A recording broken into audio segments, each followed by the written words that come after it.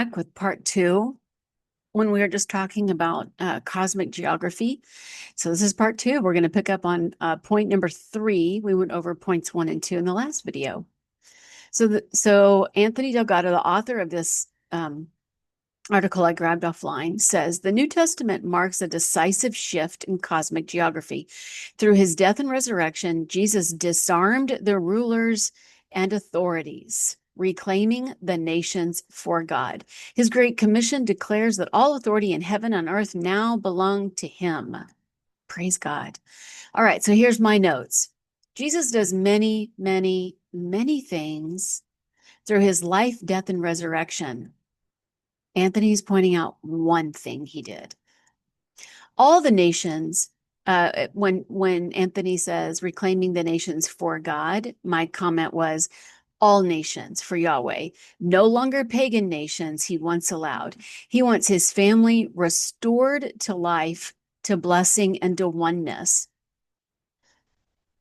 And then my very last comment for this section is no longer to the watcher beings who ruled over those nations with the kings, no longer under their spells or evil influence. Jesus pays the ransom. He pays the total ransom to get back all of his family. That's all of mankind, not just the descendants of Abraham. The only thing to do, the most reasonable thing to do, is to recognize this, what I just said, is to recognize what Anthony just said, what Jesus did, and then turn your entire mind and your body towards Jesus, and then follow Jesus. Put one foot in front of the other. My recommendation is to run to him, but that's not what the Apostle Paul teaches. He just says, follow him. Jesus even says, follow me. He doesn't say, run to me. So I'm just telling you what my heart cry is. Run to him before it's too late, before the doors are shut. That's what I would say. All right, anyway, back to the notes. Turn your mind and body toward Jesus and follow him, loving others around you as you are moving, as you are going towards Jesus. All right, so get that picture, right? So once you know that Jesus paid the total and final ransom to restore mankind, you and your entire family, once you get that he did that, then the most reasonable thing you can do is turn your entire life towards him and walk towards him. Turn your entire life towards him and then walk towards him. Let me just make another quick call out. I heard somebody say, probably a well-meaning person, but this is wrong. Said something about, they were talking about a movie and just said that the movie, while you could find God in it, there was no repentance for salvation. So I'm just capitalizing on something that just popped into my head. When what I just said to you about Jesus paying the ransom for us, he did a lot of things. That's one thing he did. It's the salvation comes when we recognize what he did and then we take a hold of it. We accept it. Basically, it's like somebody handing you a gift. It is somebody handing you a gift. They paid all the price. They went to all the inconvenience necessary to get the gift, right? You didn't, right? You with me so far? Somebody gives you a gift. Now, just to look at the gift in their hands, that's like saying, yep, I see Jesus is who, he is something, or he is who he claimed to be.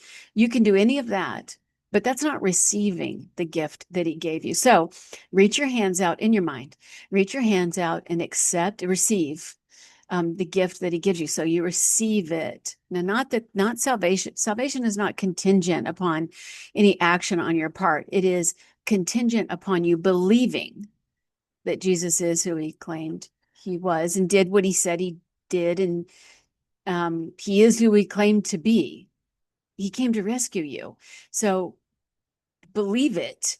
And now, it's like comma, and now turn your entire mind and body towards it, because now you know. right?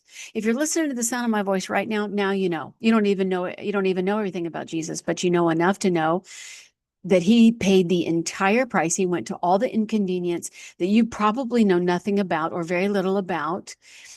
And the reasonable response is to turn towards him and walk into him, not away from him. Should you recognize who he is and what he did and who he claimed to be?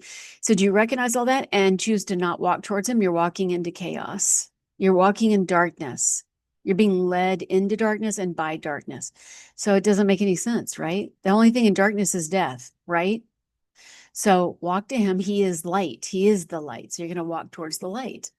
All right. I'm sorry. I got off track, but I hope that was helpful. All right. So back towards Jesus, loving others around you as you are moving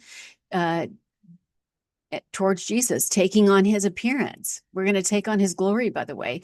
We're going to take on his attitudes. Just the more you get to know Jesus, the more you take on him. You're taking on his attributes, his characteristics, basically his personality, really, the way he treats others. You're taking on his glory. You're taking on his ability to hit the mark.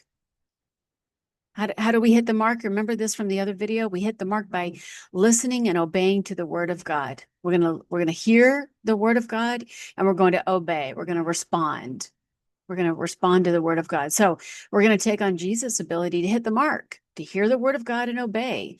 We're going to take on his ability to worship the Most High Yahweh and nothing else, which will be building trust. Another word for trust is faith in him. We're going to be building our faith in him.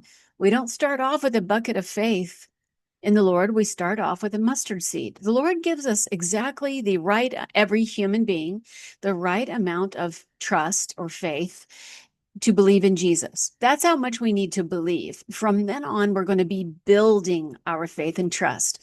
How do we do that? By listening to the word of God and hearing and obeying. Okay. This is the sweet incense of worship the Lord desires. I could go on and on about that. Let's see what Anthony says, and then I've got some more notes. So the rest of point number 3, Anthony says, is the territory of holy ground expands beyond Israel wherever the gospel takes root. The promise to Abraham that all nations would be blessed is fulfilled in the gospel message of the church, as the people from every tribe and tongue are gathered into Christ's kingdom. All right, well, that was wonderful. There's not much to add to that, but here's my little 2 cents. What is the gospel? Because that's what Anthony says. The territory of holy ground expands beyond Israel whenever the gospel takes root. Well, what is the gospel? It is the testimony of Jesus, but it is also the Lord God saying or commanding, let there be light, which separates his light from the chaos or the darkness or both. All right, one final thought. Anthony says, the promise to Abraham that all nations would be blessed is fulfilled in the global commission of the church. As people from every tribe and tongue, so just that tribe and tongue part, I said, recall, these tribes were separated and provided with new languages, that's new tongues, at their tower of rebellion. All right. Point number 4, which is really brief, is the role of the church in the present age. Anthony writes, if cosmic geography once defined boundaries between God's people and the nations, the church now serves as the visible sign of God's reign in every place. Believers are the temple of the Holy Spirit, making every gathering of God's people a declaration of his dominion. I'm sorry, I'll pause there and say my note was just to say, back when he said the church, I said, this is to say the body of Christ as his governing, ruling body. The Greek word is ekklesia, which means the called out ones, but it is also the governing body. All right. When Anthony says the Christian mission is therefore not merely cultural work, it is a spiritual warfare, reclaiming the ground once under the influence of hostile powers. The worship of the church is an act of allegiance to Christ, the true King, and a foretaste of the day when the knowledge of the Lord will cover the entire earth. There's really not much I can add to that. That was beautiful. All right, the very last point of this whole topic for today of cosmic geography is point number 5, the renewal of all creation. Praise the Lord. All right, so Anthony says, the story of cosmic geography reaches its climax in the new creation. In the vision of Revelation 21, the new Jerusalem descends and God dwells with his people. The division between holy and unholy ground disappears, and every corner of creation becomes the dwelling place of the Lord. This future reality fuels a present hope. The boundaries established at Babel, the Tower of Babel, will be undone. The rebellious spiritual rulers will be overthrown, and the earth will be fully restored under Christ's eternal reign. My notes.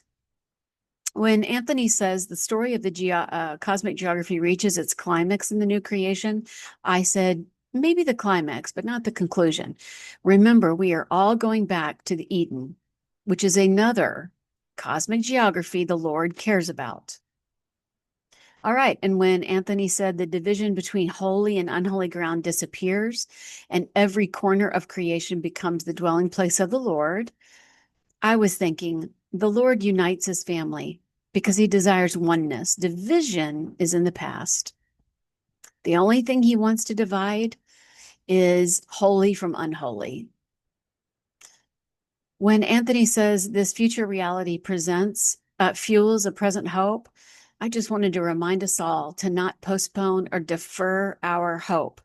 How many times have we heard our friends and neighbors and loved ones, or just total strangers, say, or even out of your own mouth, that, well, we'll just be happy when we get to heaven, right? At least we can get to heaven, right? That's so far from, that's just false. It's just false. The hope of Christ is today, and he is alive. There's zero reasons to defer our hope. We don't need to look forward to anything in heaven, although it will be wonderful and majestic. It's just that we're given today.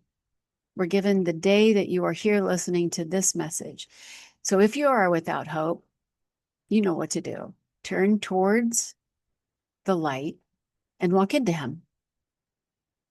The conclusion for this article, Anthony says, the Bible's teaching on cosmic geography reveals the spiritual dimensions behind history, mission, and worship.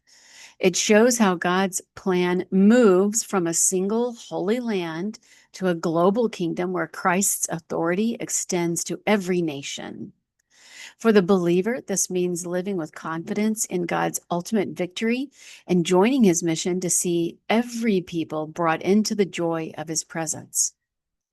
And my final thought was, because it is in his presence, the fullness of joy resides.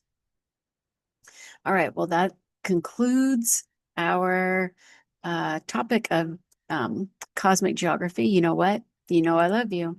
And until I think of something else to share, I'll see you then.